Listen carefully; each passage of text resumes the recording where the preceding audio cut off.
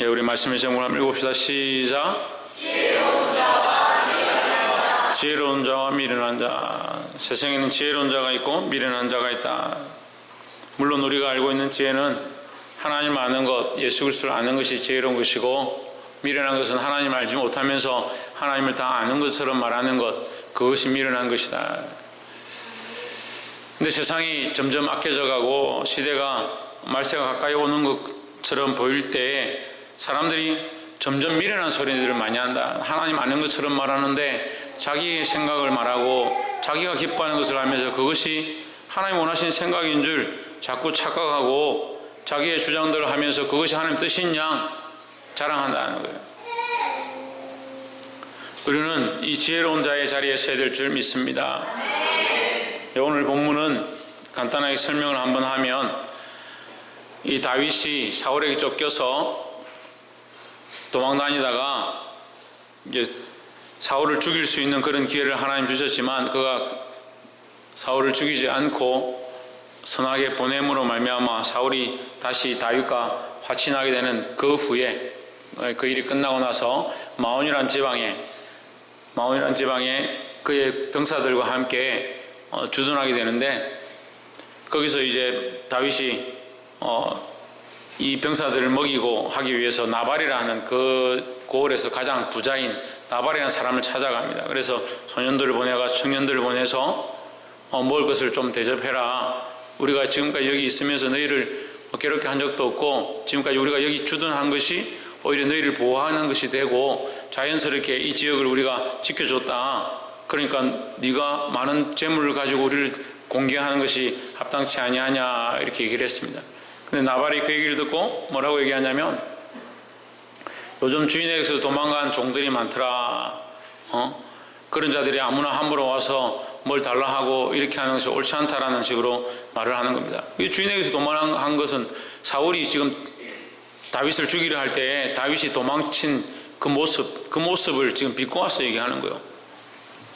그러니까 다윗이 화가 나는 거죠. 그래서 병사들을 끌고 오늘 내가 다윗의 나발의 그 집안에 남자들 한 명이라도 남겨두면 안 되겠다, 이렇게 하고 병사들을 끌어 달려갑니다. 달려갈 때 오늘 이제 본문에 이 말씀이 나오는 거예요. 이 현명한 아비가일이라는 여인이 나오는데, 이 아비가일은 나발의 아내였습니다. 나발의 아내고 미련한 사람의, 나발이 뜻 이름 자체가 미련한 자다. 미련한 자인데 이 여인이 어떻게 대응하느냐? 지혜롭게 대처했다. 어떻게 하느냐? 자기 가진 것들을 빨리 양을 잡고 포도주를 준비하고 떡을 준비하고 해서 이 다윗에게 바치는 겁니다. 그래서 결국 죽어야 될 사람이 죽지 않게 되는, 죽음을 당한 그 입장에서 생명을 살림을 받고 부귀와 영화를 누리고 평안을 얻게 되고 나중에 가서는 다윗의 아내가 되어지는 큰 자리 가운데, 축복의 자리 가운데 나아갔다. 이것은 사실 우리에게 큰 도전이 되는 거예요. 단순하게 말하면, 간단하게 말하면, 우리가 예수를 알지 못하고 죽을 수밖에 없는 미련한 자리 가운데서 미련한 것을 선택해서 미련한 세상이 원하는 대로 세상의 욕심을 쫓아서 세상의 왕 마귀가 기뻐하는 대로 살아왔던 우리가 그것을 이제 버리고 예수 그리스도를 만남으로 말미암아 우리 안에 뭐가 생겼느냐? 지혜가 생기고 지혜로운 길을 선택하게 되었다는 거죠. 그래서 구원을 받는 것뿐만 아니라 평안을 얻고 더 나아가서 하나님 나라의 큰 상급의 자리까지 나아가게 되는 그런 축복을 이 아비가를 통해서 우리에게 보여주고 있다. 그럼 여러분, 지혜로운 자가 되어야 되겠습니까? 미련한 자가 되어야겠습니까? 네, 누구나 다 알고 있습니다. 지혜로운 자가 되어야 되는 줄. 근데 세상의 지혜가 아닙니다. 세상이 원하는 지혜가 아니라 하나님을 아는 지혜, 하나님의 마음을 아는 지혜, 그런 지혜로운 자들이 되기를 주의 이름으로 축복합니다. 그래서 오늘 세 가지 말씀을 함께 나누면 좋겠습니다. 첫 번째는 23절에 아비가일이 다윗을 보고 급히 나귀에서 내려 다윗의 앞에 엎드려 그 얼굴을 땅에 대니라 했습니다. 자, 첫 번째는 때와 상황을 분별하는 지혜가 있어야 된다.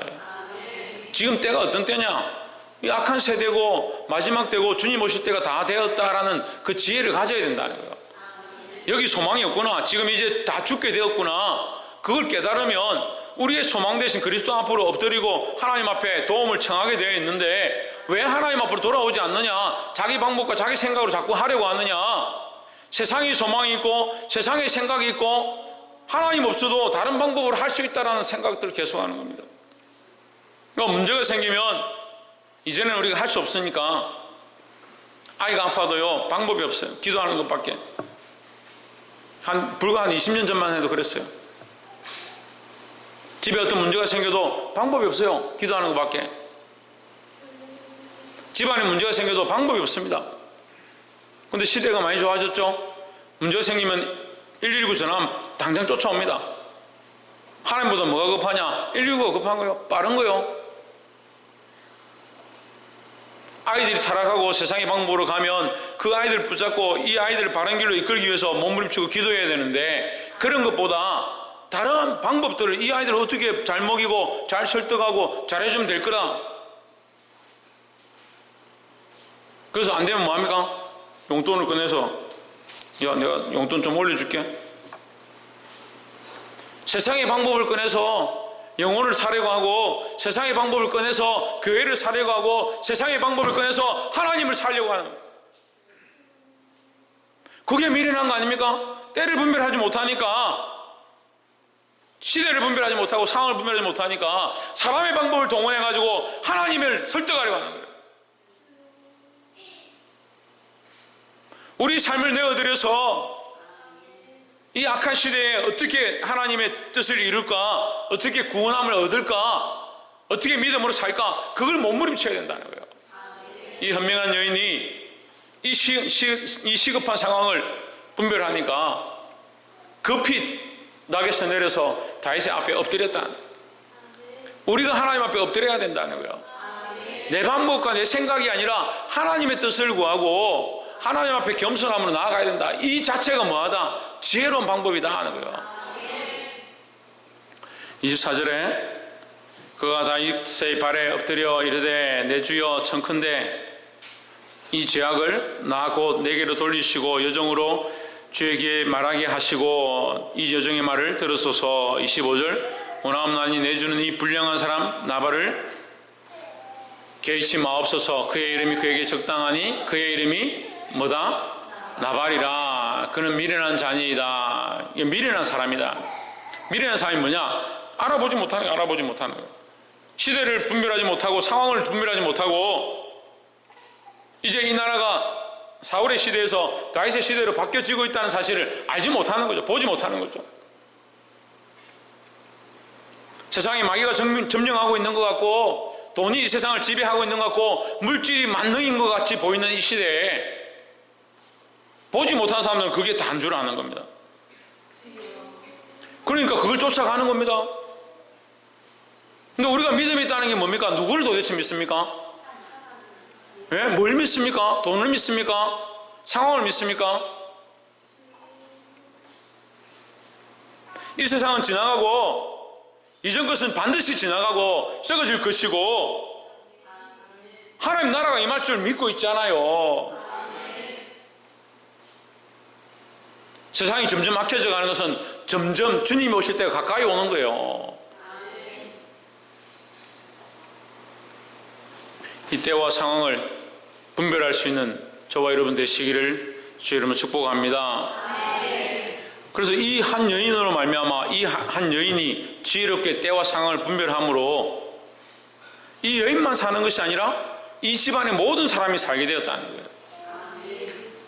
우리가 지혜로운 사람이 되어지면 이사야의 말씀과 같이 성문에 올라가서 외치며 많은 사람들에게 바른 길을 전하는 자가 되지만 반대로 지혜롭지 않은 자가 되면 성문에 올라가서 평안하다 문제가 없다라고 선포하는 하나님께서 심판하지 않을 것이다, 우리는 바벨론에 끌려가지 않을 것이다 선포하는 그런 미련한 거짓 선지자가 되는 거예요. 때와 상황을 바르게 분별할 수 있는 저와 여러분 되시기를 주의 이름으로 축복합니다. 두 번째는 주의 종을 섬기는 지혜가 있어야 한다는 거예요. 누구를 섬기라? 주의 종을 섬겨야 한다는 거예요. 우리가 그리스도 편이고 우리가 하나님 편이면 주의 종에 순종하고 주의 종을 통해서 전해지는 말씀에 순종하고 또 주의 종을 똑바로 섬길 게 필요하다는 거죠. 물론 제가 이제 그런 얘기를 잘 안 합니다. 주의 종을 섬기십시오, 목사를 섬기십시오, 그런 얘기를 잘 안 해요. 하지만 여러분이 섬기는 게 당연한 거예요. 근데 제가 그것을 당연하게 받는 것을 부끄러워하기 때문에 제가 잘 요청을 안 해요. 근데 주의 종을 섬기는 게 당연합니다. 그런데 또한 이것은 주의 종을 섬기는 사람들이 복받게 하는 일이에요. 복받게 하는 일. 때로는 다른 목회자들이 저한테 그 얘기를 하더라고요. 목사님이 그걸 안 받고 그런 섬김을 요청하지 않는다 하더라도 오히려 그렇게 함으로 그 사람들이 복받을 기회를 목사님이 주지 못하는 게 될 수 있다. 100% 수긍하지는 않습니다. 저는 100% 수긍하지는 않지만 일리는 있다. 주의 종을 섬기라, 저를 섬기라는 게 아니고요, 저를 섬기라는 게 아니고 제가 주의 종이라고 생각한다면, 주의 말씀을 똑바로 흘리는 자라 생각한다면, 교회를 바로 세우는 자라 생각한다면 그 사람을 섬기는 게 당연한 거 아니에요. 하나님 앞에 세워져 있고 하나님 편에 서 있는 줄 안다면 섬기는 게 당연한 거잖아요. 근데 그걸 섬기라고 가르쳐야 하는 거죠. 세상이 약해지니까요, 아이들이 선생님을 섬겨야 되는 줄 몰라요. 선생님을 섬길 필요가 없는 줄 생각하는 겁니다. 선생님을 만만하게 생각하는 거예요. 어제도 장로님하고 잠깐 얘기하다 그런 얘기 나오는데요, 지금 교사들이 이 근처에 있는 학교들도 그렇고 교사들이 사표를 내고 학교를 나간답니다. 그 어렵게 공부해가지고 몇십 년 동안 임용해가지고 교사가 됐는데 왜 사표를 내고 나가냐? 아이들 도저히 가르칠 수가 없다. 이 아이들의 소망이 없고 가르쳐도 존경할 줄도 모르고 가르쳐도 인간이 되려고 하지 않는다. 왜 그러냐? 자기만 사랑하는 사람을 만들어버렸다. 특별히 교회 주일학교 정신을 차려야 합니다. 자기를 사랑하는 존재를 만들면 안 돼요. 하나님을 사랑하고요, 하나님 세우신 종을 사랑하고요, 하나님 세우신 교회를 사랑하고요, 하나님이 내게 맡기신 영혼을 사랑할 줄 알아야 되지.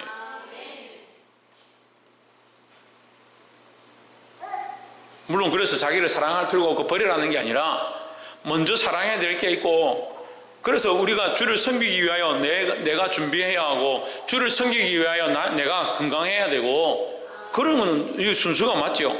그게 우선순위를 바꾸는 거예요.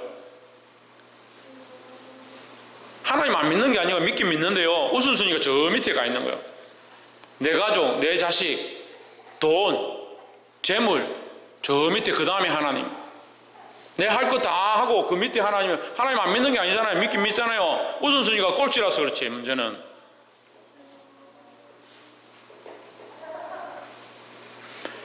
26절에 내 주여 여호와께서 사시고 내 주도 살아계시거니와 내 주의 손으로 피를 흘려 친히 보수하시는 일을, 보복하시는 일을 여호와께서 막으셨으니 내 주의 원수들과 내 주를 해하려 하는 자들은 나발과 같이 되기를 원하나이다 했습니다. 자, 이게 얼마나 지혜롭습니까? 나발은 지금 어떻게 말했냐면, 주인에게서 도망가는 종들이 있다. 요즘 주인에게서 도망가는 종들이 있다. 그건 누구를 비꼬냐면 사울에게서 도망친 다윗을 비꼬는 거잖아요. 근데 지금 아비가일은 더 지혜롭게 얘기하는 거예요. 내 주를 해하려 하는 자들, 당신은 주님이시고 나의 주인이고 우리 이 나라의 왕이시고, 이 얘기요. 이 나라의 왕이 될 것이고, 당신을 해하려 했던, 당신을 대적하던 저 사울과 그 원수들은 반드시 하나님께서 멸하실 것이다 하는 거죠. 얼마나 지혜로운 얘기냐고요. 지금 하나님께서 하실 일들을 이미 이 여인이 그 입술로 고백하는 거예요. 우리가요, 지혜가 있으면 하나님 하실 것들을 선포한다. 하나님의 역사를 선포해요. 근데 지혜가 없으면 뭐합니까? 사람의 일을 선포하고요, 내가 상황이 이런데 힘든데 어쩌란 말이고, 내가 이만큼 했는데 목사님은 더 뭘 원하냐?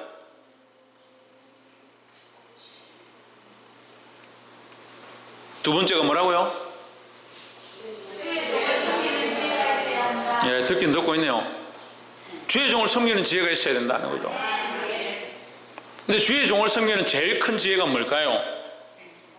그렇죠. 말씀에 순종하는 거예요. 말씀에 순종하는 거예요. 주의 종을 섬기라 하니까 돈을 들고 와가지고 소고기를 사가지고, 저 소고기 별로 안 좋아합니다. 목사님들 큰 교회 가니까 차를 사준다. 전에도 말씀드렸지만 차 사지 마십시오. 그럴 사람이 없어서 다행이긴 한데, 혹시나 오늘 성령 충만함으로 차를 사시고자 해도 사지 마십시오. 만약에 차를 사오시면 제가 팔아서 필리핀에 땅을 사겠습니다. 우리 학교를 지을 수 있는, 이제 교회 지었고 유치원 지었고 이제 학교가 필요하죠. 그래서 제가 기도하고 있습니다. 예, 조용한 거 보니까 별로 목사님 너무 많이 나가시네 생각을 같은데, 그래 순종을 안 한단 말이에요. 순종을 안 한다. 여러분 보고 학교를 지어라 안 해요. 여러분이 교회 지었습니까? 물어봅시다.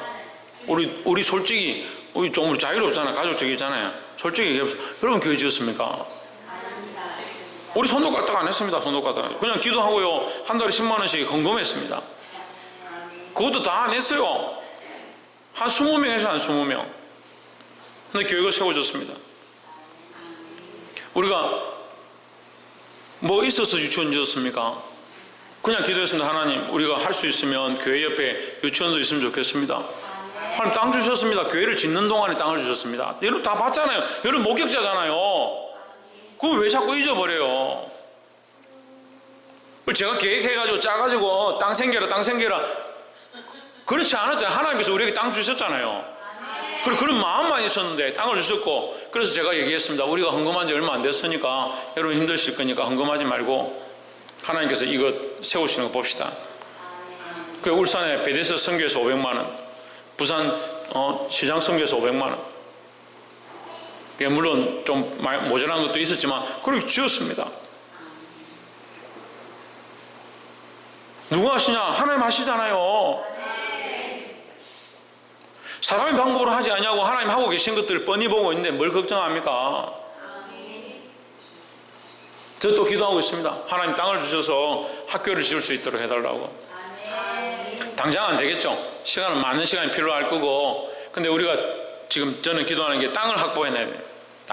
땅을 확보해놔야 뭘 하지요. 그래서 땅을 확보하면 좋겠다 이런 마음이 있습니다. 주의 종을 섬기는 지혜가 뭐다? 네, 말씀에 순종하는 것이다. 말씀에 순종하는 것이 되어야 한다. 27절에 여종이 내주에게 가져온 이 예물로 내주를 쫓는 이 소년들에게 주게 하시고, 28절 주의 여종의 허물을 사하여 주옵소서. 여호와께서 반드시 내주를 위하여 든든한 집을 세우시리니 이는 내주께서 여호와의 싸움을 싸우심이요 내주의 일생의 내주에게서 악한 일을 살릴 수 없음입니다.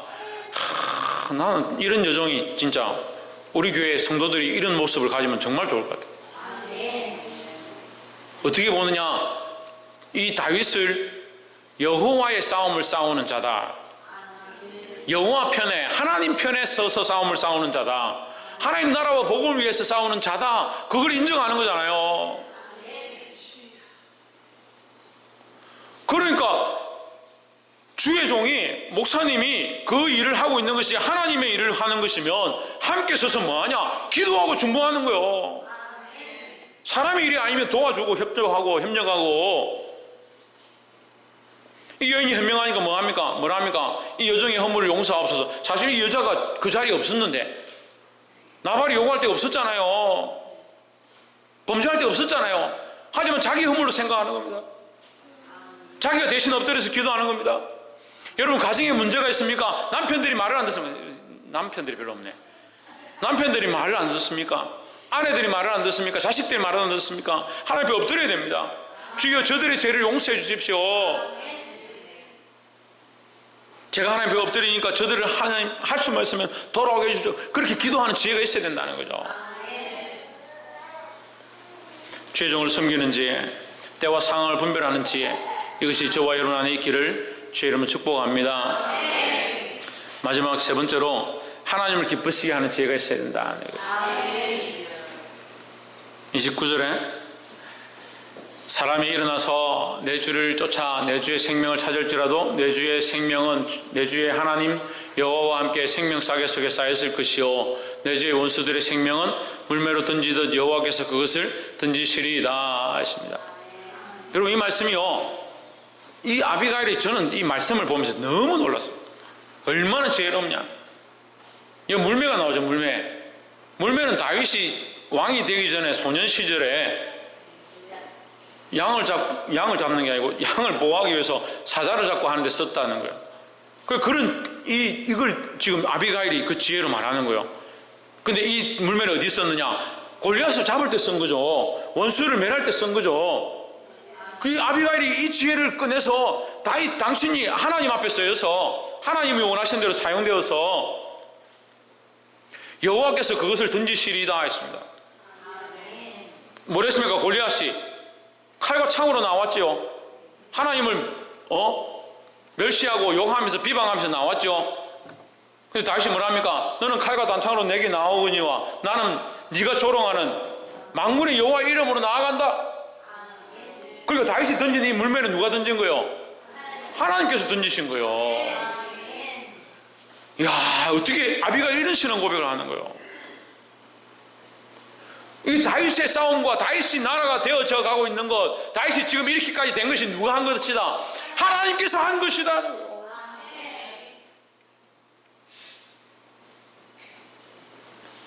누구의 영광을 돌리냐? 하나님께 영광을 돌리는 지혜가 있다는 거예요.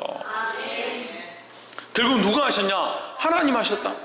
하나님 우리 안에 일하신다는 거예요. 30절에 내 주께서 여호와께서 내 주에 대하여 하신 말씀대로 모든 선을 내 주에게 행하사 내 주를 이스라엘의 지도자로 세우실 때에, 이게 하나님의 계획이잖아요. 다윗을 왕으로 세우자 하나님의 계획이잖아요. 그런데 이것을 뭐라고 하냐? 선이다, 선하다. 하나님이 하신 일이 선하다. 다윗 당신을 왕으로 세우는 하나님의 이 계획이 선한 일입니다. 야, 여러분, 이런 시대를 분별하는 지혜가 있고 주의 종을 섬기는 지혜가 있고 하나님 뜻을 분별하는 지혜가 있어야 된다는 거예요. 31절에 내 주께서 무지한 피를 흘리셨다든지 내 주께서 친히 보복하셨다든지 함으로 말미암아 슬퍼하실 것도 없고 내 주의 마음에 걸리는 것도 없으시리니 다만 여호와께서 내 주를 후대하실 때에 원하건대 내 주의 예정을 생각하소서 했습니다. 결국 누가 하시냐? 하나님께서, 여호와께서 내 주를 후대하신다, 내 주를 왕으로 세우실 것이다. 물론 하나님 그렇게 하시겠죠. 근데 이 여인이 어떻게 하느냐? 그 입술로 선포하고 믿음으로 선포하고 그렇게 될 것을 믿음으로 말했다라는 거죠. 여러분, 똑같이 하나님의 역사는 일어날 거예요. 하나님이 일하시는 것들은 일어날 거예요. 그런데 한 사람은 하나님을 위하여 쓰임을 받고요, 한 사람은 뻔히 안다, 하나님 그렇게 하시겠지 하고 땅에 묻어두는 겁니다. 그래서 미련한 자라는 소리를 듣는 거예요. 하나님 앞에 똑같이 달란트를 받았는데 땅에 묻어놓는 자가 되는 거예요. 여러분, 시대가 변화가고 세상이 흘러가니까 세상을 따라 같이 흘러갈 겁니까?